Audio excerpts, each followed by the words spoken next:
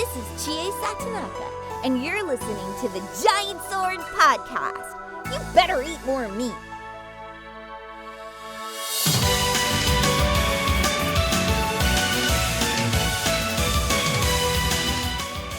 Hello and welcome to this week's Giant Sword Podcast. I'm your party leader, Nick Lynn. Joining me as always is Shadow Elite. Yeah, what's up, people? And Taylor Hoyt. What up? How's everyone doing? Huge news in the last two days, and a lot of JRPG news, which was pretty surprising. Oh yeah, absolutely. Love it. I was actually very surprised at the mini direct. I woke up, I'm like, oh yeah, there's a mini direct today. And I watched it, and the first thing was two Monster Hunter games. I'm like, what the hell? And then they showed Disgaea 6. Was this the first time they showed up? Because we talked about the tease, right? But this is the first time they talked about the actual Disgaea 6. Yeah, there was like a teaser image at like some sort of event, I believe. But now this is now officially the announcement. And Rune Factory 5 finally shown off. Good. So, Oh yeah. let us go straight to news. And the first thing we're going to go with is Final Fantasy XVI. Let's go start with the big one. Apparently this was leaked. I didn't know because I don't really follow leaks online. But was it actually leaked, guys? There was rumors going around, but nobody had like screenshots or anything like that. So yeah, a lot of rumors. Some people reporting that it was going to be one of the biggest things at the event, which I guess technically it was. I didn't believe it, but lo and behold, there you go. First thing they showed off. yeah, well, it was funny, Chad. I saw your tweet. You're like, I'm shocked. I couldn't tell if you were being like sarcastic or not when you tweeted that. yeah, I wanted to retweet that one, like delete it and put it back up, but I got lazy and I was like, whatever. Let people think what they want. So, the Giant Sword Podcast called it. They called it. We called it. It was a medieval game. I knew they were going to go back to medieval, and here it is. How exactly do you guys feel about the tone of the game? Like it being darker? Darker, medieval, fantasy again, not... I like that it's back to medieval. I think that's what we all said we wanted, right? I didn't expect it to be this dark. I mean, at the beginning, some guy gets squished by a boulder, and then like that, I'm assuming somebody's head gets cut off or something like that, because that kid's face is just covered in blood in that one shot. But it's so funny. A lot of the comments I saw were, oh, they're just copying Western games and it looks like The Witcher, it looks like Skyrim. It's like, they're like going back to like a setting that they've done way before anything else, right? So it was just really... It was annoying to see people say that they felt like Final Fantasy is going more Western as opposed to being a throwback. I don't exactly disagree with them. Really? Okay. Go on. Yeah, it just looks like Final Fantasy, like I want to say all the way back to maybe Final Fantasy 12, that they've always been trying to capture a Western market more than they have been Japan. And yeah, this one, Final Fantasy 16, it looks like... It honestly, this looks like a generic Western RPG to me that has like some sort of Japanese influence a bit. And yeah, it kind of reminds me of Witcher and like other games like it for the most part. Like I'll say Dragon's Dogma. I know that's technically a JRPG, that's a game made in Japan, but that game was specifically like made to appeal to people in the West, and that's what Final Fantasy 16 is doing. I'm not saying that's bad. It's not bad at all. I'm not saying it's a big deal, but it definitely does feel like that, and that's one of the reasons why I'm kind of meh towards this announcement. I agree with you when they're with the feel and the theme. It feels very Western, but when it goes to the gameplay, it feels very Devil May Cry. I believe that's because the director of Devil May Cry is like in charge of the gameplay, I believe. I think it's the combat designer or something. Yeah. Yeah. I mean, it's someone that was directly involved in the Devil May Cry series. Normally, I really hate when people say that, oh, it looks like Devil May Cry. That's just like their excuse to say it looks like an action game. But now it literally is from Devil May Cry, so I'm like, I'll let it pass because it actually is. But it still has that like Japanesey flair. Like they move super fast. They have like crazy like abilities. Like when he's shooting fire and he has the Titan fists and the Phoenix uppercut thing. So I mean, they're straight up, copying Tales of Hysteria now. That guy is the shepherd. He's a shepherd. He's controlling all the different thing. I don't know what he's doing, because you could see the Titan fist, you could see the Phoenix flames. He must have some connection to like stealing or using powers from different summons. I don't know what they're called now. I think they're called icons. Yeah, that's what they're called in 14. So I'm wondering if they're just kind of going off the 14 lore at this point. I mean, you called it. It looked like 14. Well, that's I will say that's the one part that sort of left me underwhelmed, was how it looked. Like I felt like it looked outdated compared to like 7 Remake. Like 7 Remake looks way better than this. Yeah. Again, this game is probably a year and a half away. So I'm not like too disappointed. I'm like, maybe they'll have time to improve it and make it look better and stuff like that. So I'm not like too bummed, but it didn't like blow me away like a new Final Fantasy should, I guess. Yep. So same here. Yeah. I think the only thing that really blew me away is that it was actually Final Fantasy 16 actually was like announced. That's what blew me away. I'm like, whoa, that's quick. Yep. that surprised me way more than the game itself. Like at first when they were showing off the game, I thought it was anything but Final Fantasy. I thought it was Lost Soul Aside. I thought it was a new like Western RPG or something like that. Maybe it was Final Fantasy. I thought it was like DLC for Final Fantasy 15. That's what I thought. But no, that's definitely not what it was. The moment I heard Shiva, I'm like, oh. I was like thinking a little bit. I was like, is this actually Final Fantasy Tactics 2? Could be. That would have been awesome. I don't think Tactics is ever going to look that good. I think if anything, Tactics is going to come out on Switch or something like that. Probably. But yeah, this whole thing left me a little bit like I feel nothing for this game. Like this is Final freaking Fantasy. Like when Final Fantasy 13 was announced, I was hyped. I couldn't believe it, maybe because I was younger. I don't know. When Final Fantasy Versus 13 was announced, I was hyped. Even when Final Fantasy Versus 13 turned to 15, I was hyped. Yeah, Taylor's freaking out when that happened. Wait, what? That it was when Versus turned into 15. Oh yeah. But this just seems so generic. And then the character designs, I can't see one memorable character design out of this. The main character looks okay, but he looks like not this Riku, Sasuke Uchiha like revamp, you know? As far as the gameplay is concerned, like we talked about it a little bit, it looks like Devil May Cry. It looks fine. I'm sure the gameplay is going to be good. I'm sure it's going to play buttery smooth. I'm sure the systems, the level up stuff is going to be great too. The only thing I'm like satisfied with this game is that it finally, the developers, the publishers, the creators, they seem to have come together as one unit and they know what to make this game about. They know what this game is going to be. They know what the battle system is going to be, and they're good to go. Unlike Final Fantasy 15 that had a hell development, even the creators were saying that, hey, this is not Final Fantasy. They was telling people that people were leaving. Tabata had to come in and take over for Nomura. Like, no, this game seems like it's got a set roadmap. They know what it is, and they're going to release it, like Taylor said, in about a year and a half. I'll say it's probably going to come out in 2022. I think they might show some gameplay of this game in TGS. Maybe like a demo. If they show a demo, I would say that they are closer than a year and a half.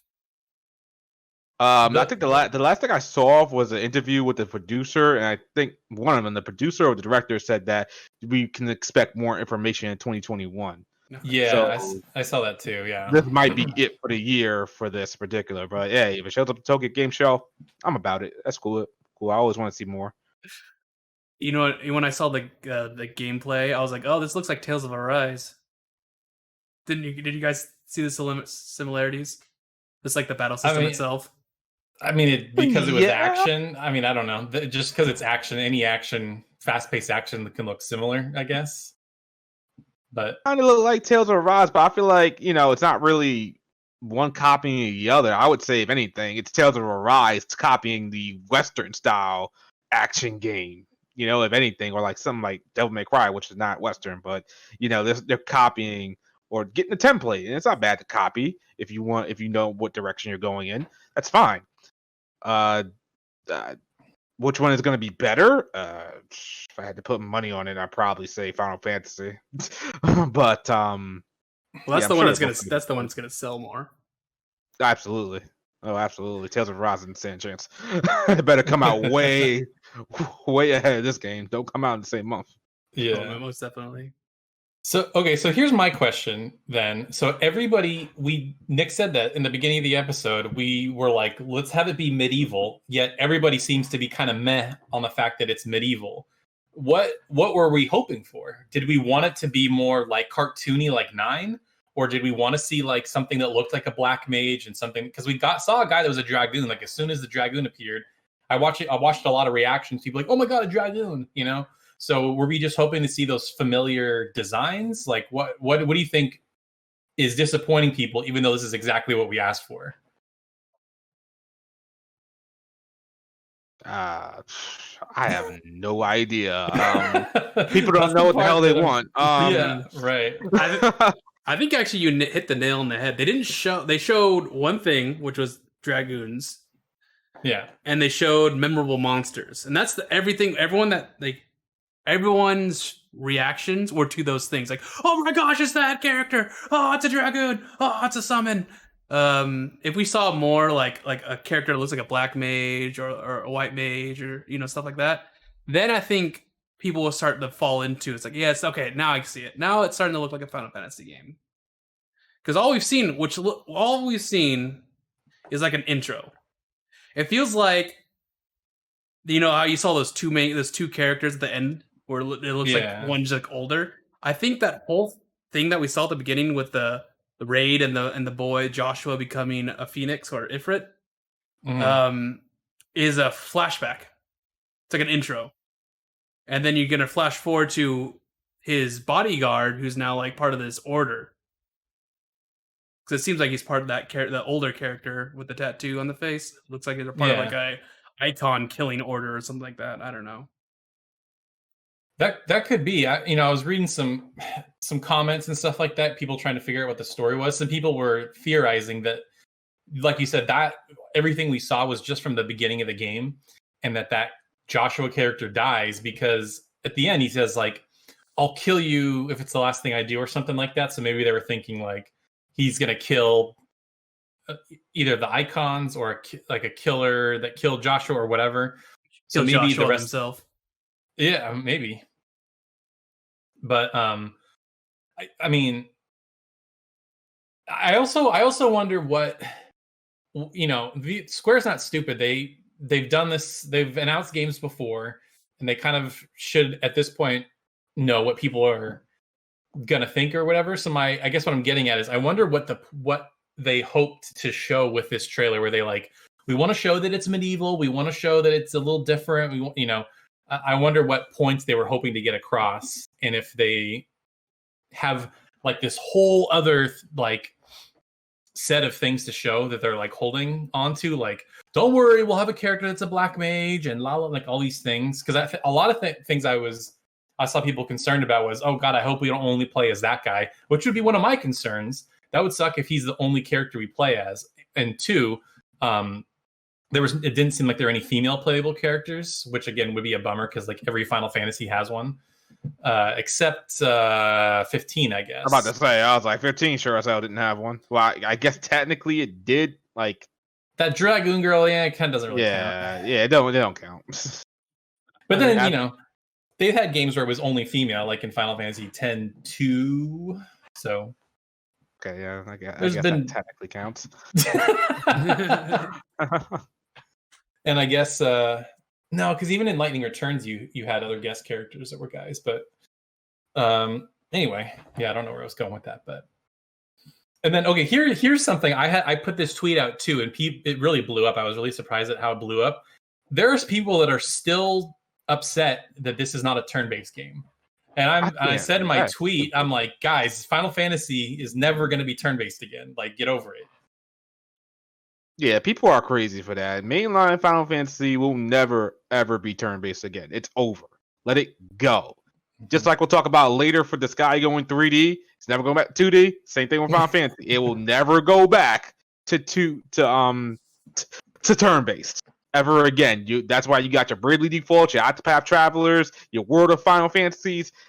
Stick with those if you want your turn-based fixed. Mainline will never go back unless they're explicitly saying we want to go back to form, which I still don't think they would ever do because I think Square Enix knows that action sells more. So that's all there is to it. It appeals more to people. It appeals more to casual gamers. It appeals more to people in general. That's it. Turn-based doesn't do it. That's all there is to it. So just get over it. Yeah, I told just real quick. Oh, go ahead. Sorry. I told Taylor that I would really love to see a turn-based game with the budget of a Final Fantasy game. That would look cool, but we're never gonna get it unless someone pulls it out of their butt or decides to take the risk. Yeah, I almost think this was their chance because they're trying to do a throwback, right? Because like I said, they're going back to medieval. If they were really trying to do a real throwback, I think this would have been the chance. But now this is the third mainline game in a row with action. So we had 15, 7 remake, and now 16. I just don't think it's happening. And here's the other thing that I was gonna say was I think action is just more it makes for a more seamless experience because anytime you have a turn-based system, you have to do the swirly into the battle system and then everybody's way. It's just, to me, it's weird. Like, I feel like it's more immersive. Is like you see an enemy, you can just go run up to him and start hitting them. And there's ways to do that. You can run up to him and hit him, and then you create like a line. I don't know. I just feel like that looks so goofy in like the fidelity that Final Fantasies are in, like the high production value. I don't know. I just feel like guys sitting there I feel like that looks so stupid. I think you look stupid, Taylor. Thank you. Jeez. Nah, I get what you mean. If they did turn-based, they would have to make it so like they're not just standing there. They'll be like moving around and doing like fighting, but not really like doing battle. Or not really doing damage. There's like animations that they're fighting. So it makes the turn-based look more interactive, but it's not really. I think they tried that with Final Fantasy 13. Like them moving around, so it's really turn-based. They tried that. They did it. It just doesn't work. They kind of did it with Final Fantasy 12, but yeah, but it doesn't work. People don't resonate towards that. That's all there is to it. People want direct control. Well, the majority of people want direct control. Not saying the audience for the turn-based isn't out there. Like obviously, look at Persona, but or even Dragon Quest. That's still big. Exactly, but as far as capturing the whole world, if your intent is to capture the whole world, your best bet is to go with an action game. Yep. Because I saw it split. Like there were quite a few people upset, and then some people were like, I started playing Final Fantasy with 15 because it was action. So there's definitely both sides of it, and for whatever this is worth, I think Final Fantasy X is one of, if not the best-selling Final Fantasy game. So. Is it what is the best selling Final Fantasy game? I thought it was 7. It might be after all the digital re-releases. It's probably 7. But I read somewhere that 15 sold like 10 million copies. So. Okay, 15. Well, yeah, 15 sold so much because it was like anticipated for the longest time. That's the bulk of it. And then you flow it to other platforms and sales and whatnot. That's the reason it got so big. Yeah, 15 is number 1, 7's number 2, 13's number 3, 10's number 4. Oof. You hate to see it. When 7 goes non-exclusive, I'm sure the 7 remake will probably be top 5 eventually too, because that game's at 5 million sold or something. So it's coming. Yeah, it's coming to PC. It's coming to Xbox. Gonna go, well, probably not Switch. Well, maybe. Who knows? Who knows what's going on nowadays with exclusivity? I don't really know. Switch just needs a pro version. I think they're gonna do it. They're gonna do it for Evolution, so it'll come there too. Yeah, Final Fantasy 16. Like, where are you guys' hype level for this? Like on a scale of 1 to 10, because mine is a good like 0 to 2. I don't really care. Wow. I'm interested. I want to just say this, that like I don't think the game is gonna be bad. I'm not disappointed with anything they saw. I'm just saying that it don't do it for me. Like I was more excited for Disgaea 6 than this. Like, come on, I don't know. Yeah, I think the more that I've sat with it, like nothing that they actually like showed was like, holy crap, that looks insane. Except the combat. I think the combat looks cool, and this concept of like maybe as you defeat Titans, you get their powers. So that seems like a cool idea. I think there's a lot more of this game to show. So I guess I'm excited about the idea of it more than rather than what they showed, because it's like the guy behind 14 is the producer. They have the writer from Heaven's Word, which apparently was like the best expansion for 14. So I'm like really confident in the team that's making it. But if I had to say like what is my hype level, it's definitely not my most hyped game right now. So I'd probably say 6 or 7. Like I know it's good, like you said, I know it's going to be good. The team behind it is strong. They're going back to medieval. It looks a little bit darker. So I'm confident that that they're going to show more, and then it's going to be like, oh, okay, now this is Final Fantasy. Now I'm kind of into that. But yeah, somewhere between like a 6 and a 7, I guess.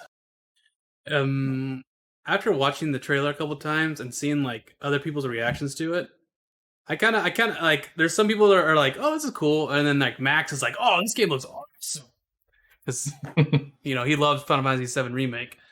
I'm more excited to see where it goes. Most likely, like it's a medieval game, so and it's dark, so it could go pretty far. Like Final Fantasy Tactics. Like what you see at the beginning of this trailer is just like they're fighting icons and they're warring factions, right? What if there's like Lucavi, the demons, stuff like there's it's Final Fantasy, so the religion's evil, so that's always the plot. And seeing how the battle system grows and the music and the environments, because they showed a lot of environments. They did, but they didn't. I mean, you're right. They showed a variety, but you're like, it's either in combat or really close up on a character and like a scene. Like they didn't show any of like exploring. I'm wondering if this is an open world game or if it's going to be like 7 where it's like the wide linear type of thing. Yeah, I'm with you though. I think yeah.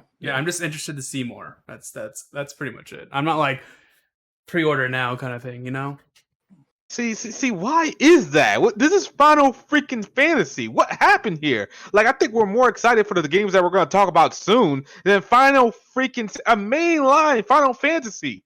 What is going on here? Are we just done with Final Fantasy? If it was turn-based, would we have been more hyped? If it was like modern fantasy, would we have been more hyped? I don't know what happened here. I don't know. I think it might have been they didn't show enough like character environment wise. They didn't show enough, like nothing was wow worthy. I mean the graphics don't like if from everything they showed, I thought Demon Souls looked the best. Like visually, I think it looked the best. Well, Demon Souls looks like a true next gen game. Oh my god, it looks unbelievable. Like I think Demon Souls like visually looks better than 15 or 16 like by far. So my thought is I don't know. I don't know. All I can keep saying is I think they have more to show. I'm crossing my fingers because like I said, I really trust the team behind it. Like they're all like they know what they're doing. Like Yoshi P saved 14. I watched this documentary that about 14, and he said some really interesting stuff about how like as Square made the transition from PS2 to PS3, they became like really cocky and prideful and stuff like that. And they thought they were the best, and then they got shown up. So I think he's really humble and he knows what makes a good Final Fantasy. So I'm confident in his ability to deliver something great. That's really where my confidence stems from, but hopefully that'll actually show in something later, in a later trailer or whatever. Yeah, I mean, you answered the question for me, Shadow. It's a Final Fantasy game. I don't get hyped for Final Fantasy games. Oh, okay. Fair enough. I'm a Tales guy. All right, fair enough. Fair enough. All right, let's move into the next. So this game came out of nowhere. Disgaea 6: Defiance of Destiny was announced for PS4 and Switch. I think the biggest thing that you should be talking about is the change of style. It is now 3D. How do you guys like the look? If you look, there's actually, instead of the stupid Nintendo Direct voiceover of the trailer, there's an actual real trailer that shows a lot more. Oh, okay. Or shows more characters, I should say. It shows more of the ecchi stuff that you would get from Disgaea games. But yeah, the game, like, at first I looked at it, I'm like, this looks weird. It's like 3D models, but at the same time, it's like, wow, actually, I kind of like the look of it. It looks pretty cool. What do you guys think? Taylor, you want to go ahead before I go on my rant? I gotta say, I left this comment on your video, but this is what I've been wanting Disgaea to do for a while. Not necessarily 3D, but this doesn't make sense every time I say it, but I always feel like the sprites, they look low res, even though they're not. Every time I look at the game, like, man, this game just doesn't look HD to me. But when they have these new 3D models, the character models look really crisp now. I'm like, oh my god, finally! It just looks really good. So I'm happy with it, just because I think it looks so much better. Or like the character models look better. I think they just pop more. And then, I mean, they're just continuing to be crazy with, like, oh, the million bazillion levels and damage and all this crap. I mean, like, whatever. They've been doing stuff like that for a while. It's weird that it's a Switch exclusive, or at least it's launching exclusively on Switch, which is interesting. I'm wondering if 5 and all these other, remasters got a lot of, they sold really well on Switch. They're like, let's just do it there to start. But, it says, okay, right here, it says that it's launching in January 28th, 2021. In Japan. I didn't know that. In Japan, and in the Switch in the West summer. There is no comment. The PS4 version has not been announced for the West, only for the Japan. So it might be a Switch exclusive in the West. Okay, so there is a PS4 version. Interesting. Okay, yeah. Only in Japan though. Weird. Yeah, that kind of rubs me the wrong way.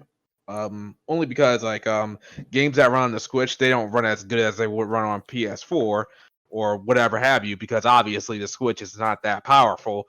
And I've seen some games take a huge hit, especially NIS America games, take a huge hit being on Switch. Now, I know a lot of people don't really mind, maybe a choppy frame rate or, a lower resolution, but god damn does it bother me. At least the frame rate bothers me. So It's gonna suck if I see the PS4 version in Japan running at like 60 frames per second, and I'm forced to play for at least a year the Switch version, which is gonna probably be locked at 30. You know what they're probably waiting for? They're probably going to announce a PS5 version for the West. That's true. They could do that. Because the Switch version comes out at the beginning of the year, but in the West it comes out in the summer, and that's like a half a year into the PS5 generation. So why make a PS4 version? Well, because I would figure that has your most install base for this kind of niche game. That's what I would think. It's true. I don't know. And now everybody's going to be on the new consoles day one. Like, I know I'm not going to be there day one. I'm probably not going to be there for a while. You want to know? You want to know a sad story, Taylor? What's that? Okay, you know how we went to GameStop before we went out got some lunch? Yeah. It was like around 2, and they're like, "Hey, do you have pre-orders?" And they're like, "No, we don't have any pre-orders up." Guess when they got pre-orders? Like the second we left? at 3. Oh no! At 3. So we went back into GameStop after we came back from dinner or lunch. Yeah. We got a pre-order to PS5. And the guy we were talking to was like, "Man, I don't have his number. I wish I was going to call him. If it was Scott, Scott would have called me because he knows that he just looked me up on the computer." But yeah, I signed up on a wait list. Because apparently it all went on pre-order at like 3 and everywhere, and then went away. Okay, so you said you were going to rant about this game, Shadow. What is the rant? Is it the Switch part or is it the 3D part? Hold on one second. Forgive me. Okay, yeah. So yeah, it's mostly the 3D part. I'm conflicted on this one. Like I've been playing Disgaea since it came out on PS2. I started with Disgaea 1. I worked my way all the way up to Disgaea 5. Was doing the post game for mostly everything until I got to Disgaea 5. I did all of the post game, including defeating the super boss Bale. That was a hard thing, but I plan to do it in Disgaea 6 as well. So I've been with the series for a long time, and I know this series to have sprites. I've known it to have, a certain look, and this look has always been synonymous with Disgaea. It gives it its charm, I feel. But now I'm conflicted because it's going 3D, and I feel like there's something that's going to be lost when I play this game myself. I don't know what it is. It's probably going to be its charm. It's like the over the top attacks, the charm that we see from this series for like, I want to say 10 years, more than that. That now it's just going 3D. It looks so different, and it's not like I'm saying it's bad or it even looks bad. It looks fine. It's just that I'm a little bit reluctant to change. Till I get this game in my hand and play it for myself, maybe I'll be cool with it.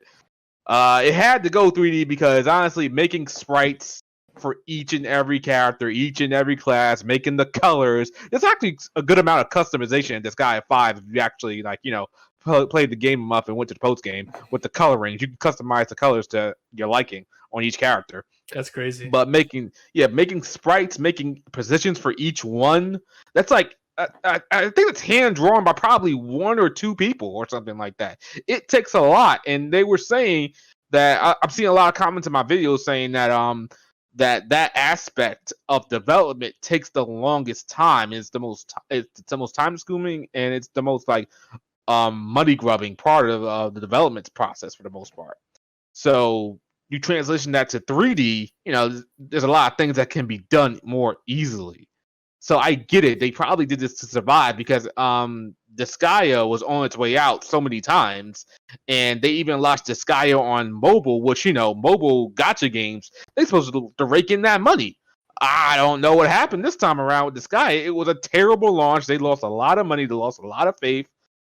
I think the game is doing okay now, but also in the back of my mind, I feel like this move to 3D was inevitable. It was inevitable. I knew it was going to happen. I didn't think it was going to be with Disgaea 6, but hey, here we are. And as I said earlier, there's no turning back at this point. There's no way they're going to go back to 2D sprites at all, ever. This is Disgaea going forward, and I just hope I'm okay with it when I play the game. The level cap being 999 or something like that. That don't really impress me. The damage reaching the quadrillion, million, whatever. That don't impress me. Yeah, it's like who actually plays it for that though? I don't know. I know there's some people who actually do that stuff. I get to level. I beat the game and I'm done. I don't usually do the crazy leveling. Honestly, I do that stuff in the crazy leveling, but it don't impress me because you're not really gonna be keeping that much track of how much damage you're doing, I guess. I don't know. If I'm doing the post game stuff, I'm doing the item world, I'm getting to the item world gods, and I'm fighting all the suit bosses, my damage is already actually going to reach that output. And then some people were telling me I was going to take forever to reach that. No, if you played Disgaea games in the post game, you will know there are maps that are suited to level you up to the max level in an hour, 30 minutes, under 20 minutes. You can do it. So it's not like it's going to be hard to do all that. Maybe reaching max damage, reaching the max level cap damage, that will be hard to do. But you won't need that probably to do all the super bosses, except if you go for the Land of Carnage or really OP mode for the boss. But yeah, I come to expect that from Disgaea at this point. I don't know what they're going to do with Disgaea 7 when it comes to those levels and numbers. They'll probably leave it for Disgaea 7 and then maybe go with Disgaea 8, go even further. But there's only so much you can do with numbers. That would impress me. But I'm glad that Disgaea 6 is here. I'm really glad because I was worried about it for a while, and as I said, it was looking a little shaky there. So hopefully this game does a good amount of sales, and I'm hoping that their strategy works for this game coming to Switch, because I think when Disgaea 5 Complete came out on the Switch, it was the only JRPG on the Switch at the time, so that helped it out a lot, like a shit ton. So I don't know if the same amount of energy is gonna be there day and date for Disgaea 6. I hope it is. I hope it sells a lot, but we'll see what happens. I say they need to release it everywhere on PS4 and PC and Switch to get the maximum amount of sales. But this is Disgaea. We've seen all the complete versions. They're like next year or whatever year, the year after this game drops, is going to be Disgaea 6 Complete, coming with all the DLC and whatnot, and that's going to get ported to PC and PS5 and whatever have you and stuff like that. So that's probably their plan, to make this go on for at least maybe 3 years. Hey, you want to know something? After launch. You want to know something special? Yep. Disgaea 6 is going to launch at $70 on Switch. Yep. No. Yep. Wait. Where are you saying this at? So it will launch on both platforms in Japan for 72,000 yen, which equals around $68. That's in Japan, though. Japan always does weird stuff. They price stuff all kinds of crazy. So I'm not. We could see. I think it's going to be. We could see it still, though. I think it's going to be. Yeah, it's probably going to be like 65, 70. I think JRPGs are going to go maybe JRPGs that aren't Persona or aren't Final Fantasy. The base price is probably going to be like 65 or something like that. A little cheaper. Yeah. But I wouldn't be surprised if it's 70. And it sucks that games are going up to $70. But maybe you can make the argument that they should go up to $70, or they should have been $70 a long time ago. But some JRPGs definitely don't need to be no damn $70. But Disgaea 6 could have been $80. I still would have bought it, so I'm still gonna buy it. So to me, this don't really matter. Yeah, I mean, is that a conversation we want to have? Because that was starting to slowly get confirmed with NBA 2K and Call of Duty and stuff. But now at the PS5 event, they were saying most of the brand new AAA games were $70. Every single game is. Yeah, even on you guys are just talking about it, Demon Souls.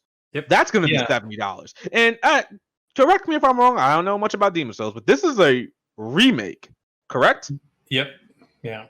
Okay, so it's a full-on remake. Yeah, like a full-on remake, because I saw some comparisons and I felt like this is just they updated the graphics. Really, but you guys are all right. The graphics do look good. I don't mess with Demon Souls that much, but I did see the graphics. I was like, yo, this looks on point. It looks really, especially at 60 frames. That looks really good.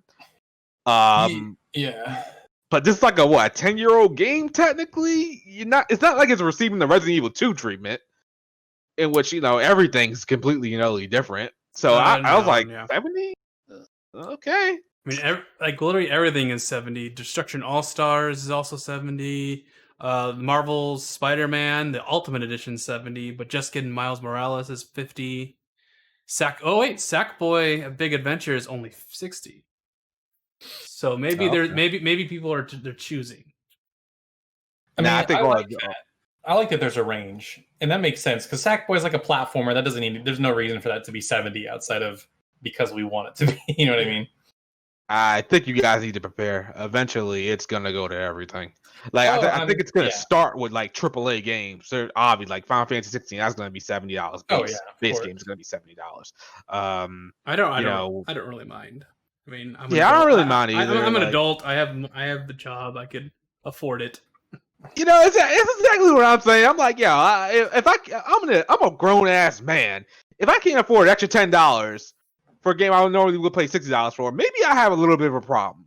Because I've been playing for games all my life for at least 5-10 years, $60 price point. I can't afford $10 at this point. Something's wrong with my life. All right, so I can understand a little teenager, little Timmy. Maybe he's in high school or something like that, and he can't afford it. Maybe I can understand that because it was a struggle back in the day. Yep. But for me, come on now. Yeah, I mean, I going into this gen, I was listening to a lot of podcasts, and everybody was kind of saying it's probably going to be $70 because I mean we went 2 gens without the price raising, and a lot of people have said that like if you look back in the day, like on Super Nintendo and stuff, there were some RPGs back then that were even more expensive than that. They were like $80, $90, $100 way back then. So the fact that we're getting games at $70 now, I mean, you could almost say they're only $70. You know what I mean? And I get people, like, generally speaking, like people's problem with that, but it's not like games have been getting cheaper to make. That's been the problem, I think, is that games are only getting more expensive to make. And if you're just continuing to charge the same price over 10 years, like, that's why you're seeing all these microtransactions and stuff. And not that that's going to stop, because I'm sure that's going to continue. Oh, hell no. They're going to raise those prices and still do the price. Sure. But the thing about it is that, like, when you get a game like, we're going completely off of JRPGs here, but when you got a game like Madden that I hear is constantly not improving, that is doing the same shit, even got the same graphics in the game from last year's model into the game, and you're still saying that this is more expensive for you to make year after year, I don't think it is. You're just charging them, and, well, people are just going to buy it because Madden is probably on the same level when it comes to sales and popularity as, like, Pokemon for the most part. Everybody's gonna buy it who wants it, like, who wants it. It's actually the only football game I think out on the market. So, and then some developers are launching games that are just like they're broken. They're not full of content as they should be. They're saying, "Oh, the content's gonna come later," but give me your $70 right now. So that's another argument to be had. Yeah, I think I don't pre-order games a lot anymore unless I'm really, really confident that they're going to be good. But I think that's a really good point about like take a look at something like Avengers. Like, I was already skeptical. Like, it looked okay, and all the previews and the beta discussions were like not glowing. And from what I hear, that game is super busted right now. So I'm going to be even more cautious about pre-ordering games on day one unless I'm like really confident in the developer. Like, they've never had a bad game on day one, or they have a pretty good track record. So like with 16, I expect 16 day one to be good. 7 remake was good on day one, so if 16 is a disaster, I'd be pretty shocked. So that's a good point. Yeah, I don't think 16 is going to be a disaster. I'd be pretty sad. But one of the things I'm happy about 16 is that Square Enix is finally moving through with their promise to not having these long-ass development times. So that's good. Not 10 or 8 years before you see Final Fantasy 16. It definitely seems like a possibility we'll see in 2021 or 2.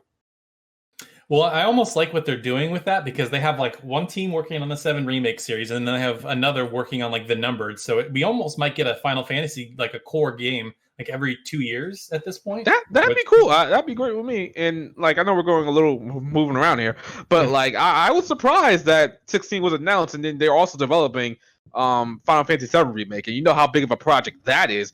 I know they still got assets and character models and stuff like that from the last game, but still. Man, I didn't know Square Enix had the resources.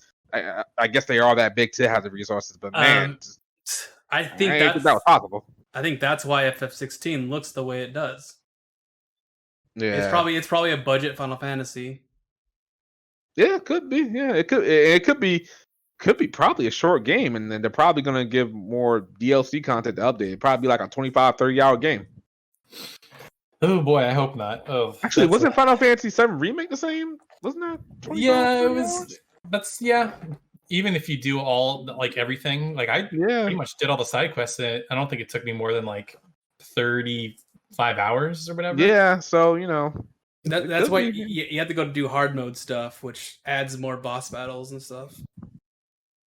Yeah, but I expect 16 because Nick, you also said it's lower. The visuals look a little bit lower than a typical game. I expect it to be open world too, which would account for that, which would make sense. So if we're saying Final Fantasy, I think we all agree that Final Fantasy 16 didn't look like its graphic. I'm sorry, its graphics didn't wow us exactly. Yeah, sure. So what about this game? The only time it wowed me was during the battles. I was like, "Ooh, this looks cool. This looks interesting." It was during the battle stuff, but during like the cutscenes, no. So what about this game is looking that this game should be $70? I don't know. Maybe it's we don't. I mean, that's the thing. The title. There's still a lot we don't know. Well, yeah, because it's Final Fantasy. That's it. Yeah, we're paying for the title, I guess. Yeah, that's true. But I this could be a really big game. Like now, I'm not expecting it to be Witcher size. Like I just don't think that's what Japanese developers go for. Yeah. But I think it could be like a fairly big. Like imagine if 15 had a big map, but it was empty. Like there's nothing to do in it. But imagine if it had more towns sprinkled across the world, or just more things to do at those little pit stops. Like I think that's what 16 might be. Just bigger, more to do, dense. Like 15 was so empty. Yeah, but I don't think 16 is going to be open world. I think it's gonna be interconnected, like Dragon Quest 11 or a Tales game. Yeah, I don't think it's going to be open world. I think if it was open world, they would have it. I think they learned a lesson that they can't do open worlds with Final Fantasy 15. So I think they're going to stay away from that, and it worked. And it worked pretty well. Well, I guess for the setting of Final Fantasy 7 remake, but I think open world is too much for them to handle. It'll take too much time. Yeah, let's reel this back in. Let's get back to the next topic. Okay. So Rune Factory 5 was shown off, and it's going to launch spring in Japan or next spring, and just 2021 in the West. It's probably going to be a fall game. Yeah, I was shocked to see it. Honestly, I was like, "Oh, Rune Factory 5. Okay, cool." It looked good. It looks fine.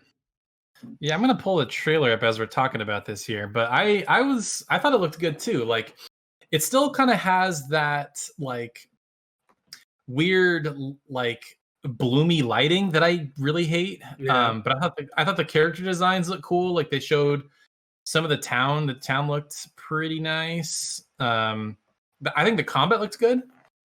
I like how the intro kind of looks like a Persona game. Yeah. Yep. Yeah, it definitely has that what's it called? Lower budget look.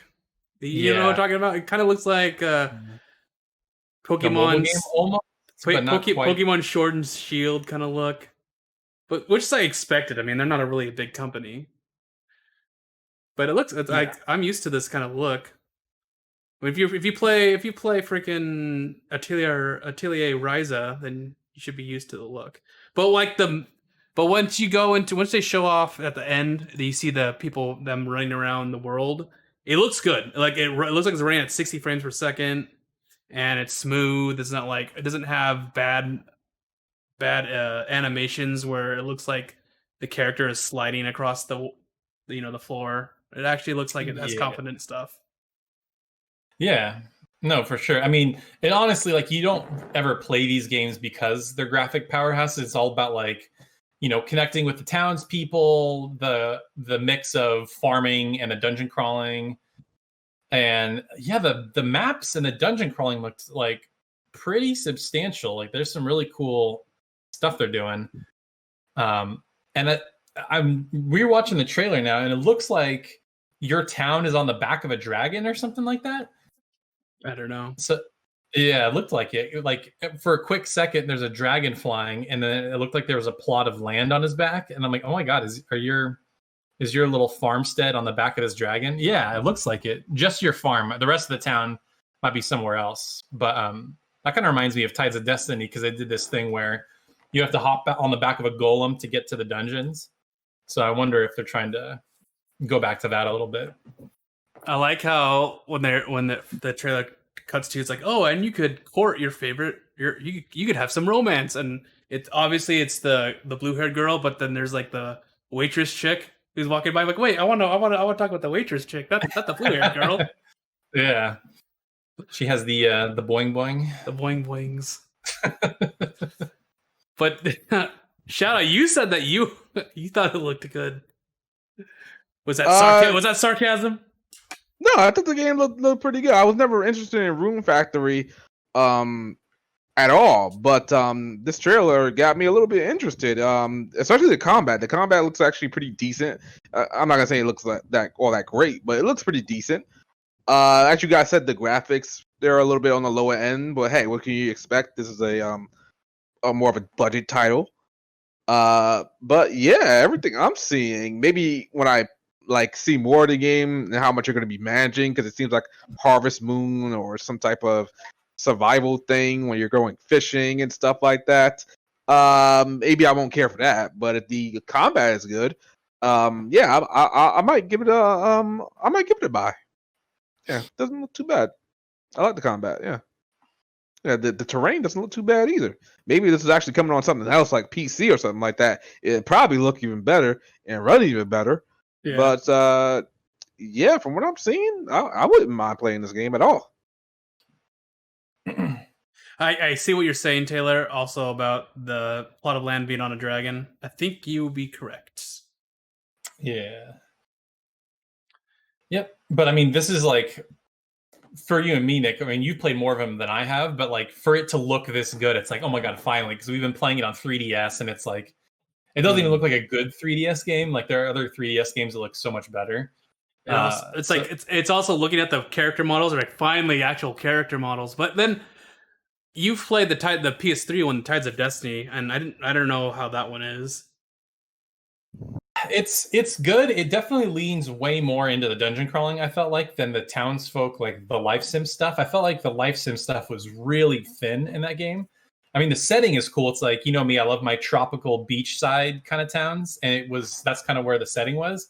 But it wasn't very big, and there wasn't a lot of like story stuff going on. So I'm hoping with this one, they dive more into that. That's, to me, that's always been my complaint with games like either Persona or Harvest Moon or Rune Factory, is like they do the social link, whatever you want to call it, stuff, but they never go far enough with it. Like the events, like they're okay, but I feel like they could always be more. So I'm hoping that they expand on that, and the character specific events are kind of cool. So we shall see. I don't expect. I expect the usual events, but Yeah, you could always hope. I can always hope, yes. But yep, again, this meets all my expectations. Like, it looks better, it looks great, and it's going to be more. Even if it's just exactly the same, like, you just have a farm and you go dungeon crawling and you talk to townsfolk, and it's just another Rune Factory. Then fine, like, sold. Thank goodness it wasn't a Shin Megami Tensei 5 situation where the game just disappeared. Are you trying to get Shadow mad? No, why would he be mad? Because it's actually real. It's been shown. But there hasn't been any true. gameplay. Yeah, I need some gameplay though. Seriously. But yeah, This actually showed gameplay. actually showed. So there's also some other news that I saw pop up. There's for RPGs. There's this like indie looking game from P-Cube. Both of these games are from P-Cube. Have you heard of that company? Oh yeah. Yeah. They put out Dusk Diver. I get a lot of games from them, actually. I really like P-Cube. Okay, so the first one is an open-ended sim RPG potion called RPG Potion Permit, which looks like an Atelier game, except you talk to townsfolk, you find out what their illness is, and you go out and explore the world and find a cure for them. And you build potions and stuff like that, which looks really cool. Wait, what's it Whoa, called? yeah. Yeah. Potion Permit. You want to? I'll show you the leak so you go look. Yeah, it's like a really nice sprite look. The sprite art style looks really nice. I gotta say, like, I don't know what it is about PQ, but they have like a knack for finding these like indie hidden gem type of games that would appeal to like JRPG fans. Because like I remember when I did my Dusk Diver review, like nobody had even heard of the game, and people were like, "Whoa, this game is actually really cool looking." And same thing with this, like nobody's like anticipating Potion Permit, but when they see it, they're gonna be like, "Oh, dang, this looks cool." Yeah, so, I saw it. I'm like, wow, this actually looks really fun. It looks like an Atelier game with a freaking, 2D aspect look, and it looks like there's you grow close to this residence, so maybe there's some social stuff there. No release date coming to PC and consoles. Huh. Yeah, that looks pretty sick. Oh, yeah, see, right here. It says right here, build relationships with the townfolk. It might take a little while, but your patient's health will be much better thanks to your efforts. Your reputation with them will increase. They'll open up to you a little more. You may even find yourself growing particularly close to certain bachelors and bachelorettes. There you go. Sweet. So there's Oh. the... It's Yeah, just very a cool. concept. You're a doctor basically, and you're making cures for people in the village. Yep. So yeah, it does have that sort of atelier alchemy sort of thing. where Like you're brew making brew remedies in your cauldron. It's like, well, there it Yeah. is. interesting. That's it's a nice You're little just not a cute waifu girl. That's the only difference. yeah, look at the game is fairly unique. It doesn't look too bad. Yeah. So I saw like this just popped up today, and I was like, whoa, this actually looks really cool. So this is a game that I'm actually gonna, keep an eye out on. Yeah, And- Taylor, I expect you to talk about this game when the game comes out. You're probably gonna get it. You can tell me all about it. Yeah, Oh exactly. yeah, I'm definitely doing a review on this. This looks cool. Yeah. All right, so here's the next PQ game. All right, it is called Action Adventure Farming RPG Kitaria Fables, which is just a furry Rune Factory. It literally is that. I mean, it's not really furry art. It's just like anamorphic animals. So kind of like Zootopia anamorphic animals, but it is Rune Factory. Kitaria. I sent a leak on the... Okay. Oh wow. Okay. And it's also from PQ. And I was like, oh, this just looks like Rune Factory. Nah, you know what? I'm Not good. fan. With furry stuff. You're like, I'm out. You're like, I'm out. Yeah, I'm out. Yeah, I'm good. yeah. Yeah. Animal Crossing meets Rune Factory. That's Okay. what, yeah. I wonder if you have to play as the cat, or if you can play as somebody else, or if you can pick another animal or something. Yeah, that looks pretty cool too. So, yeah. Huh. Dang. Yeah. Oh, by the way, Nick, speaking of P-Cube games, Mhm. this is totally unrelated to anything that we talk about on this podcast, but I'm going to mention it anyway. They have a game coming out that is literally just the guys are like, oh, Resident Evil and Silent Hill, let me copy and paste that. And it looks really good. Tormented Souls. Here, I'll post that. We don't have to sit and talk about it, but I saw a trailer. I'm like, oh my God, this is just like a straight up classic Resident Evil Silent Hill game. And it looks really, really cool. Yeah, we'll look at that after the podcast. Yeah, it looks sick. Let's talk about the last set of news, which, of course, we got to talk about. The PS5 launches and price. So the PS5 launches in November 12th for us. And the price is $500 for the disc one and $400 for the digital one. What are your thoughts on this? Exactly what I expected. No surprise, really. I'm a little bit surprised that the digital version is $400, and then you have Xbox's cheaper version at like $300, but you still get the best PS4 no matter what at a cheaper price. Other than on the Xbox, that you don't get the most powerful Xbox at all. You have to go up to what, $500, no matter what. Yeah. It's interesting for the price differences there. I don't know how it's gonna play out this holiday season. I think maybe the Sony brand is probably gonna edge it out, but that 300 price point for Xbox is gonna be a interesting challenge for Sony to overcome. But for me personally, PS5, I need to see some more games on launch day, and none of those games, hell, no even launch window games, are honestly looking great to me. So I'm gonna probably buy this mid 2021. Same. The only reason why I want one right away is because it's going to replace my PS4. I'm going to play my PS4 games on it. That's true. That's what I was thinking, that it could replace all my PS4 games, and then yeah, it's backwards compatible. So hopefully, there's some conflicting reports going around that maybe if I sign into my account on PS5, I can download my entire digital library of PS4 games on PS5. I hope that's the case. That'd be nice, but people are saying yes. Some people are saying no. I don't know what's going on there. I'm pretty sure you can. Okay, if you can, that's great. Because they have the whole PlayStation Plus collection, which is a bunch of PS4 games that you can download for free if you have PlayStation Plus. Yeah. So I'm pretty sure it's there. It'd be nice if it utilizes the power of the PS5 and makes those games run a little bit better. That'd be cool. Probably increase loading speed. The loading will be better. That's probably about it. Yeah, I was hoping maybe like Persona 5 Royal goes at 60 FPS, but I'm pretty sure that's not gonna be. That's not gonna happen. Yeah, the game I'm kind of looking forward to playing on PS5 is Bloodborne, because the loading times in that game are horrendous. Like after you die, or when you have to go back to the hub spot, I think it's called the Hunter's Dream, the hub spot or whatever, where you level up and stuff.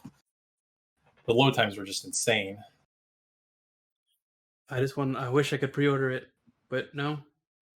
Everything's sold out. See, this whole... It's gonna be actually, I'm gonna shoot you a link. There's actually gonna be it's gonna be on sale on Walmart store at 9:00. Actually, I don't know what time zone you guys are in. It's 9. Oh wait, it might be 9 for you in 25 minutes. So yeah, Walmart. That's exactly, yeah. Well, I mean, if you have to pre-order in the middle of the podcast, I get it. Yeah, do it. Yeah, I'm gonna send a link in the chat real quick. I do not want the digital version. I want the real version. Thank you. Let me see if this is still. Well, let me put this to you guys. Of everything that's been announced so far, is there anything where you're like, okay, that's going to be the game to push me over the edge to buy a PS5? Well, Nick already said you're wanting a day one, but what about you, Shadow? Is there like a game or a handful of games where you're like, okay, once those are out, then I'll pick up a PS5? Absolutely not. There's nothing that really? I actually want. I mean, I would like to try Demon Souls because it does look good and the frame rate looks amazing. Spider-Man Miles Morales would be great to play, but I didn't get through all of the first Spider-Man game, and I can still play Miles Morales on my PS4 if I wanted to. Mm-hmm. So it's like, nah. And for me, you guys know I'm a huge JRPG gamer, so there's not a single JRPG that's coming out in a launch day or even a launch window. Don't tell me Demon Souls. I swear to God. Of course not. No. Don't tell me that as a count. Okay, how about this? What if they delayed Tales of Arise so it would be a PS5 game? What about that? If it was, if Tales of Arise is a PS5 game when it comes out next year, I'll have to get the PS5. Absolutely, no questions asked. Okay. Unless, of course, Tales of Arise comes on PC day and date. That's a different story. Sure. That's a different story. I'm just gonna get it on PC. Fuck that. But yeah. The only game that would get me to buy a PS5 is Final Fantasy 16 at this point. If it was exclusive to only PS5, which I would think that Final Fantasy VII Remake Part 2 was probably going to be exclusive to PS5. Which, could it? Yeah, I think it would. Yeah, so those would get me to guy PS5, and that's it. You know what? Final Fantasy 16 announced, I was just thinking that maybe Persona 6 isn't that far away. Nah, that's right. Yeah, let's not know about that. But yeah, that's too far. You know what's I think would come before Persona 6, and I don't know if you remember this game, but they announced that fantasy game called Project RE Fantasy. Do you remember that game? Project RE Fantasy. Isn't that the game by like the Persona 3 developer or something like that? Or so the core Persona team, like the director, the character designer, and the composer, they started at Studio Zero, and their first game was the Catherine remaster remake, whatever, and then they're doing this other game called Project RE Fantasy. There was no gameplay; it was just concept art. Okay, I remember talking about the game a long time ago. We haven't gotten anything new about it, right? No. Okay, but what I'm saying is, I think that game probably comes out before Persona 6. just because it seems like they've been at least starting pre-production. So, and that's definitely a PS5 game. If this game resurfaces again and it's only on PS5, Lost Soul aside, and it still looks as good as it did, and it's on PS5 only, yeah, I would probably get a PS5 to play that game. Nick actually played that game, or me and Nick played that game at PSX a couple years ago. Nick was the only one that I saw beat the demo, but I think he watched the game. I remember that. The guy and the developer was like, "You're like the only guy who can beat it." But here's the secret. The game bugged out. The game bugged out, so I was able to hit it. You wouldn't attack me, so I just kept hitting it until he died. That's funny. Because that demo was extremely hard. It gets to a point where it was just like it was like the third wave, and he gets ungodly. You couldn't beat it, but I did. Yeah, it was tough. It was definitely tough. Yeah, for me, there's really two games I have on my immediate radar that would get me to buy a next gen console. And one of them I'm just looking is also a PS4 game, but one of them is Resident Evil 8 Village or Resident Evil Village or whatever they're calling it. I love Resident Evil, and that's only next gen, so I want to get that. And then honestly, that game Gotham Knights looks really cool. Again, not a JRPG, but it looks sick. I loved all the Batman Arkham games. And those are out like early 2021. So that or Horizon. I don't know when Horizon's coming out. Sometime next year, I imagine. I just wish the console was black. The inside is. I know, but the controller is white. That means it's gonna look really dirty when you use it, and I don't like that. Yeah. Yep. Okie dokie. So let's move to do some questions, unless Taylor has to leave. I can probably do a couple. Yeah, not another like. I probably got another 15-20 minutes or so. All right, so you'll be here when I pre-order the PS4 5. Try to at least. I'll probably bounce right when you do that. So from Josiah Otaku, will any of you play Disgaea 6 and max out your characters to level craziness? Yeah, absolutely. When I'm going for the post game, I'm gonna defeat Baal or Pringer Z or whatever the super bosses are. I'm gonna take them all down. I may not go for their ultra powerful forms, but I'll go for their base forms and be happy. But yeah, I'll definitely hit the level cap. I'll definitely be doing some crazy damage. Like I said, I don't know about max damage because that seems insane. Because it was insane to do max damage in Disgaea 5. So I don't know about that, but I'll definitely be doing the item world and whatnot, character world, item god 2. I'll be doing all that good stuff. I'll probably do the same thing. I'll probably buy it and just put it on my shelf and not play it. What I do to every single Disgaea game. I don't know why.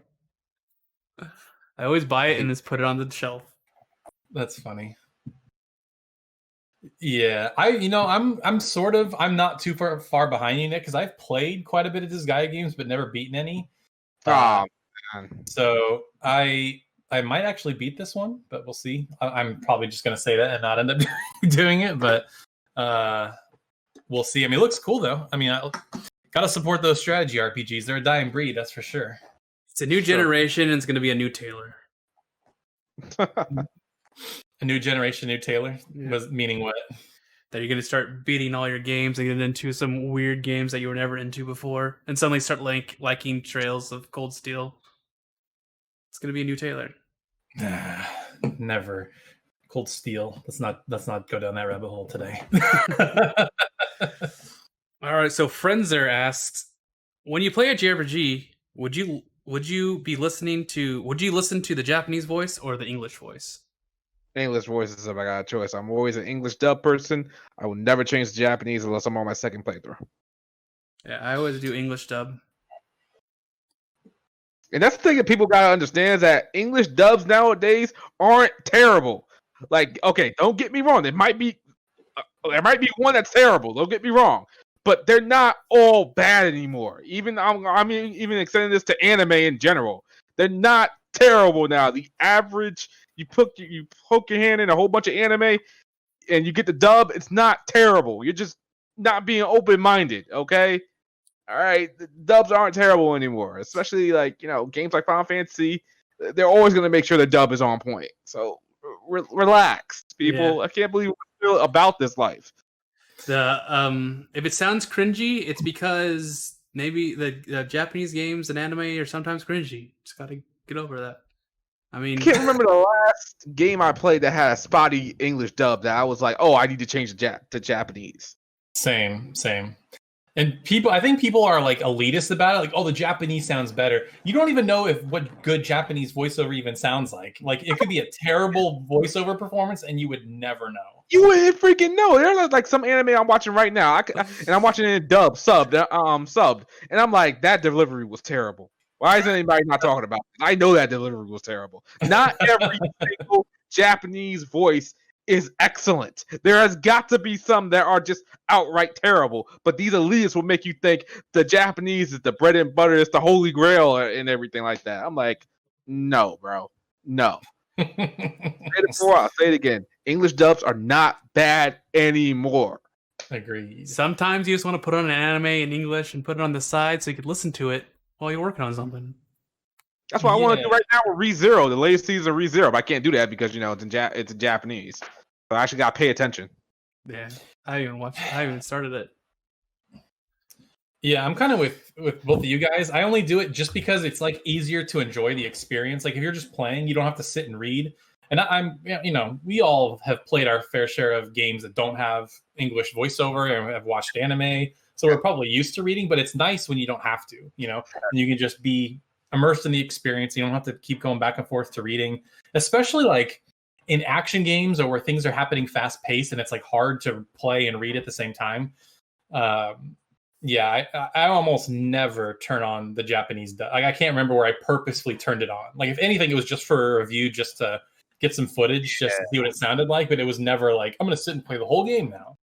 It's worse when they have the Japanese dub and they're like you're in a battle, right? And they're just talking and talking with each other, and you can't understand because the subtitles don't subtitle the battles talking, and you're just like, well, yeah, gotta turn it back into English. So that's what they did. A little battle banter, yeah. That's what they did in Xenoblade Chronicles 2. Is you could do the Japanese voice, but you could not. They did not sub the battle voices, so you. Yeah, it's true. Yeah, that was annoying. I remember when I tried it.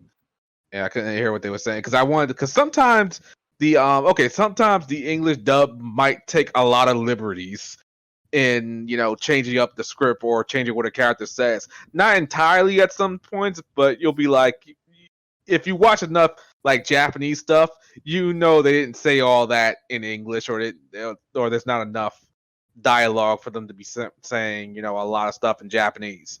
Kind of. Sometimes that happens. I love in subs when the character says like a pronoun, a name, and it says something completely different on the bottom. Yeah. Like, no, hey, they said a name. What are you talking about? Yeah, exactly. I think one of the things that people like probably don't see about subs, especially with anime, I think we're going to anime. But like when you're watching it in English, you can just look at the anime. You can just look at everything on screen. When you're watching anime with subtitles, you gotta look down at subtitles most of the time. And one of the things that I've noticed is that there's a lack of animation in a lot of anime. That it just comes down to a character on screen flapping their lips the whole time. You don't really notice that, but it kind of gets annoying when that happens. You're like, wait a second, their mouth is moving. Yeah, it's weird. And then when you're reading subtitles, you kind of don't notice that. Yep, it's a way to save on budget, probably. Yeah. From Spaghetti, what's one game you would want to re-experience for the first time? That's a good question. I don't know. There's too many good ones. I'll probably say Shin Megami Tensei Devil Survivor 1. That was such a good game. I'd like to re-experience that again for the first time. What about it? Is there like a story, or what makes you want to story? The the setting, the battle system, the music was so good. I remember hearing the boss battle theme and just rocking out to it completely. Like like I don't know about you guys, but I could tell when a song is going to be memorable for me. And I knew that song was going to be hella nostalgic for me when I first heard it. The boss battle theme for Devil Survivor 1. Yeah, that game was great. Also, The World Ends With You. To listen to that soundtrack again without knowing it, oh my god, that'd be great. Kind of scared. Like maybe redoing all of Silent Hills. That'd be cool. So I enjoyed Silent Hill. Experiencing Silent Hill for the first time when I first started college. I'm afraid that maybe Tales of Destiny. Maybe that'd be cool. 3D. But would I still like it? That's the question. Pretty sure you would. Yeah, I would. Pretty sure in every alternate timeline or whatever, you're always gonna love Tales games. Good. Yeah, honestly, I think for me it would probably be some modern JRPG, either like Dragon Quest XI or Persona 5. Just because with Dragon Quest XI, I'm like, I keep wanting to go back to the definitive edition that's gonna come out, but I'm like, man, do I really want to give them my money twice? But it would be. I just really enjoyed a lot of the story that happened in that game, and same with Persona 5. I mean, there's a lot of story meat on that bone, and because I guess what I would like to do is like erase my memory of Persona 5, then go into Royal fresh, because I want to play Royal, but I'm like, man, that game's so long, and I know most of what happens. Like, is it really worth replaying again? I ain't gonna lie to you, man. I don't blame you on that one. That's a legit gripe. I don't blame you for that one because it is kind of largely the same, and the Royal content is peppered throughout, and then until you get to the end of the game, that's when the Royal content really starts coming in. But that's kind of what I was afraid of. But I would like to revisit Persona 5 again, like have all my memories wiped for Persona 5 and do it all over again from the beginning, because I have a really terrible memory from the first day I played Persona 5, the first day I got to a huge argument with the family, and that's always in the back of my head when I'm playing Persona 5. So I would like to maybe redo that one. But you wouldn't want to wipe your memory of Persona 4 and replay that one? See, that's the tricky part with that. I feel like I played that game at the perfect time. Like, I wasn't into PS3 quite yet. I was still like rediscovering JRPGs when I played Persona 4 on PS2. But I'm wondering if I played that game now, even the golden version on PC, I wonder if I'd play it and go, oh, this game looks terrible, it's old, So that would be my worry with Persona 4 specifically. But I mean, for the story and the characters, of course, but I just don't know if I wiped it and started over fresh, if I could deal with the graphics. You know what I want to do? I want to wipe Taylor's memory of his first experience with Cold Steel 1. I know, right? How play it now? And then play it now and see if without that taint. Since he loves like doing simple side quests that are easy. So I don't know. It's an interesting thing to think about. Would Taylor like Cold Steel if he didn't play it at that odd time, and he starts it right now? I think he would.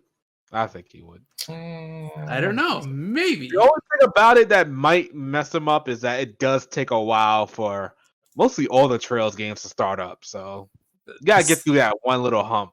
Like first couple. You just gotta get to that first game. After you beat that first game, then the second game is so much better. That first 50 hours, you really got to get through that. It's more like the first 10 hours, but even then, it's just simple quests. Yeah, as a whole for the series, it's kind of like it kind of almost feels like 50 hours because it's like okay, Nick, a lot of people told me that Trails from Zero wasn't that great. Oh, not that it wasn't that great, but it's nowhere near compared to Azure.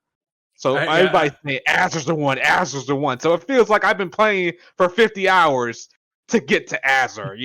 That's kind of what it feels like. Yeah, I heard. I don't know. I mean, I enjoyed Zero, but Zero was just your typical beginning of the series Trails game where you're learning about the characters, you're learning about the area, and then something like you're seeing this underlying story that suddenly Yeah. burst out in the last 2 chapters. Exactly, yeah. So even though Taylor was like kind of being like kidding around, joking around with that 50-hour thing, he's not entirely wrong. You gotta play Cold Steel 2, where it just starts up right where you left off. No long intros, no anything. But that's what they always do. Oh, actually, no. Mm. Yeah. Well, Because yeah. Cold Steel 3 is kind of like Cold Steel 1. Yeah, absolutely. Yeah. So I think it restarted, and I was like, oh gosh darn it, it's not. But then I heard Cold Steel 4 is more like Cold Steel 2, so I'm looking forward to that. Yeah, it's gonna jump right into it. It has to. That fucking ending. That ending. How dare you? God, I don't have much time. I only got 2 weeks left. I gotta beat this game. I haven't played it for 2 days. I'm screwed. It's all good. All right, Josiah Taku asks, recently re-listened to a GSP episode called The Backlog Project. Are there any JRPGs you regret not playing through? Man, I'm a little bit ashamed that I didn't finish Atelier Ryza yet. And that's because the mods kind of are done for the most part. So I'm a little bit disappointed in that. You're waiting for a specific mod, which... No, the mods, like, they updated the game, and the modders aren't going back to fix it, so it works with the update. So it's like, I modded the game so characters look different, and I kind of don't want to play the game again if I can't get those mods back into the game. Oh, yeah, I get you. But I think I mentioned this in a tweet a couple of days back that November, December are looking kind of dry for me. So I'm probably gonna go back to Ryza if I can get the mods to work, and I'm definitely gonna definitely want to finish up Yeast 8 before Yeast 9. Yeah, Yeast 8. It's a good one. For me, it's mainly old games that they're just so slow. You just can't get back into them.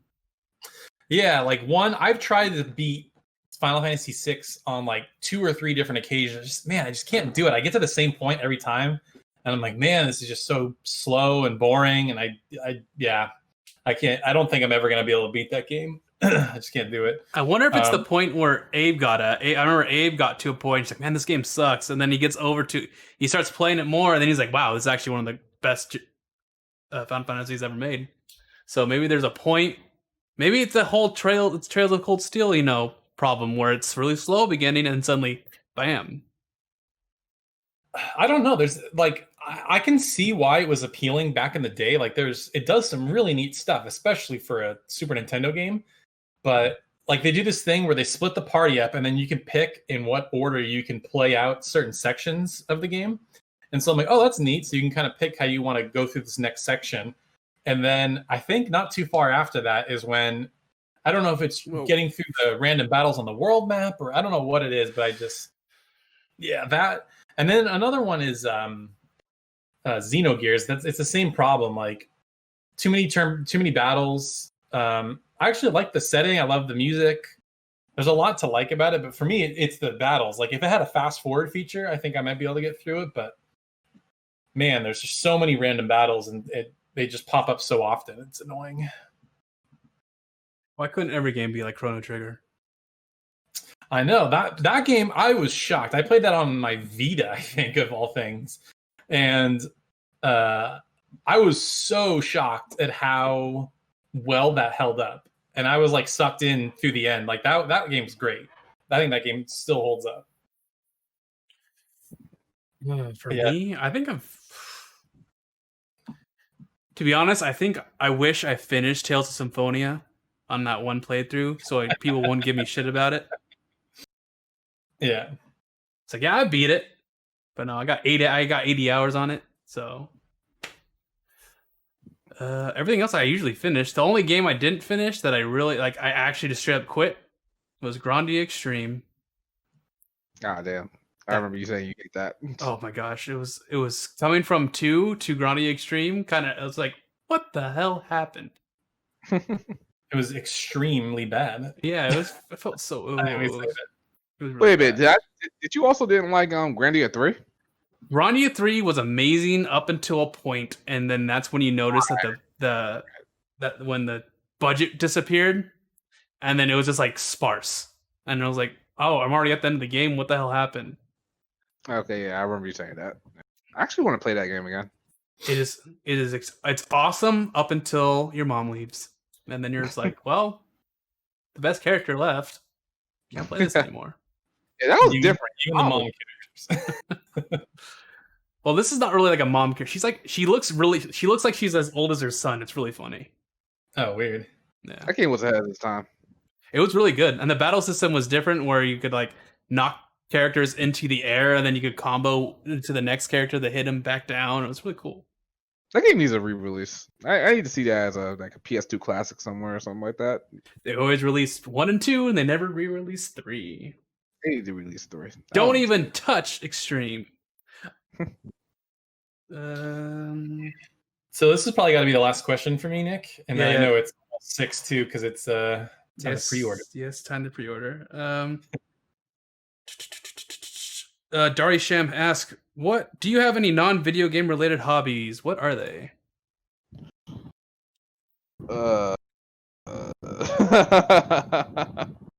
No. Does anime count? Sure. Yeah, about anime. That's about it. I don't think I have anything else that I'm really interested in. I'm really passionate about, or what I would consider a hobby. I mean, video making. That's a hobby. I feel like. Yeah, it's a hobby. Yeah, too. Yeah. And Walmart has crashed. Oh, really? Oh, man. You hate to hear it. Let me see if I can get on. That's crazy. So it's just not coming up? It's not reloading. Like the website was working up until 6. Yikes. Website has crashed. I can't get on. Oh, actually, wait a minute. I can. Can you pre-order though? I can pre-order. You bastard. Let me see. If you pre-order, do they take the money out, or is it like... That's what I'm wondering. I don't know about Walmart. Oh, there you go. I'm going to pre-order right now. And watch, as you check out, it's going to say, just kidding, there's nothing left. All right. Go back to the sold order. Delivery is free. Really? Wow. Free delivery. That's good. Reloaded. Continue. So yeah, answer the questions. What was the question again? Yeah. Non-related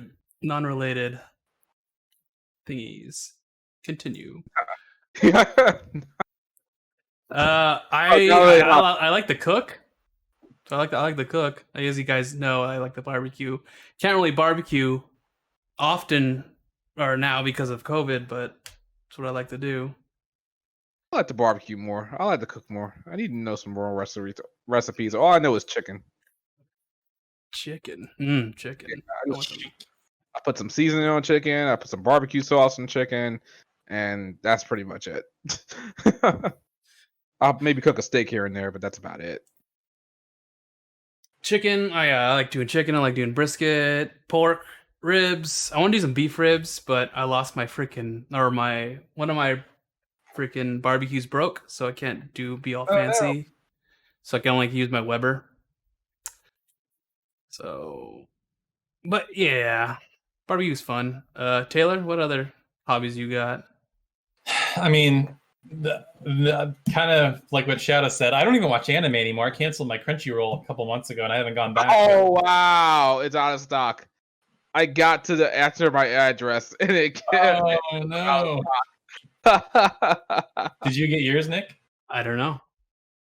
I'm on checkout and it's loading. Oh, okay. Yeah, I mean, besides games, I mean, video making, I've been really doubling down on my YouTube channel lately, obviously. And that's been going really well, so I'm excited about that. That's really it. Video making, playing games, and then I don't really have much more time for anything else. Does simping for VTubers, is that a hobby? Does that count? Yeah, did you see the new VTubers? I think it's called Holo Live or something like that. Yeah, they're in England. Oh, my friend, you're way behind. I don't know. Like somebody was talking to me about that earlier, but she was messaging me about it. I was like, I took a look at it. I was like, I don't know if I can go with these English VTubers. It's just weird. It is out of stock. Oh, bummer. They probably had like 2. Yeah, right. Yeah, I mean, they had, so like the VTuber thing started. I don't know if you guys remember Kizuna AI or whatever. She was like the first of that, and then She kind of disappeared. Yeah. I think she got big, and then they got somebody else to play her part or something. Anyway, it doesn't really matter. But Hololive is more like a group of different people, and they all have different like character designs and personalities and stuff like that. And it started getting really popular, and so they finally had an English crew. So now they have 5 streamers, whatever you want to call them, VTubers that speak fluent English. So that's been kind of fun to see that they all have. It's weird. I feel like there's a disconnect. I don't know. Every time I listen to on one of the streams because there's a whole bunch of people just giving super chats like crazy. But it just feels like it's a girl talking. That's all. It just feels like it's a real life girl talking and some anime avatars on screen. I don't know. It's also like the lips don't move together when they talk. Yeah, it kind of takes me out of it. Maybe when technology gets better, it'll be better for me. But as of right now, I'm not into it. That's fair. Yeah, I mean it's definitely an acquired taste is maybe a nice way to put it. I think God, I'm watching one right now. One of the girls, so the English crew just got monetized, so they could have like super chats and all that. Yeah, somebody donated $300. Like, dude, that's the thing I get. Like, so they have YouTube has this thing called memberships now, where you get like special. It's like Twitch, where you can get like special emojis and stuff like that. Like, I understand paying for that because you get stuff, but like just giving money, like I don't understand that.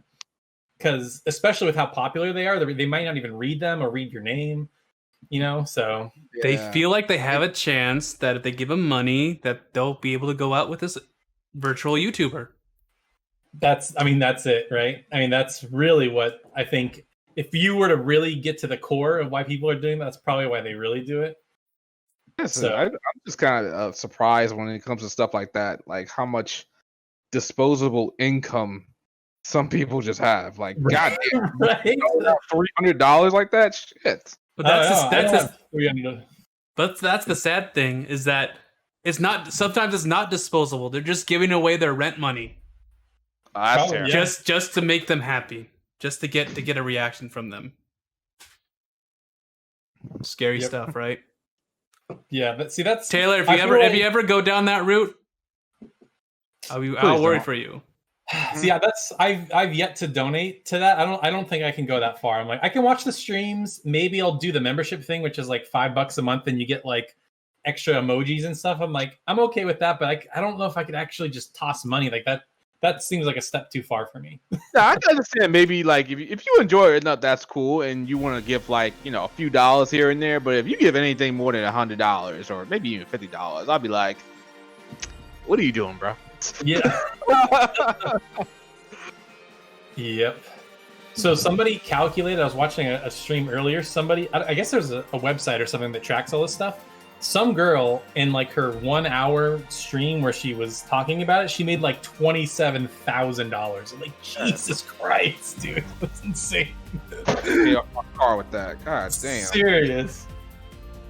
Yeah. I'm like, holy cow, dude. It's insane. So yeah, that's it. That's all I got.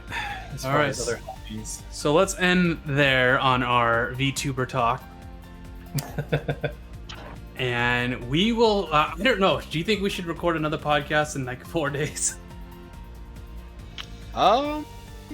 There might be some stuff to talk about. Maybe. All right. Maybe. So hopefully we'll make another one. Maybe I'll just do some topics. Maybe back of the box again. That'd be good. Yeah. That make it come back. Yeah. So yeah, I'm checking something real quick because next week is Tokyo Game Show. Starts on the 23rd. So if we did it later in the week, we could do another episode if we want to wait for Tokyo Game Show stuff. But that's true. Yeah. We'll record it on the 24th, maybe like today. Okay. All right. So yeah, we'll make a Tokyo Game Show episode next week, and we'll be back. We'll see you guys later. Thanks for watching, listening, and for that. Bye.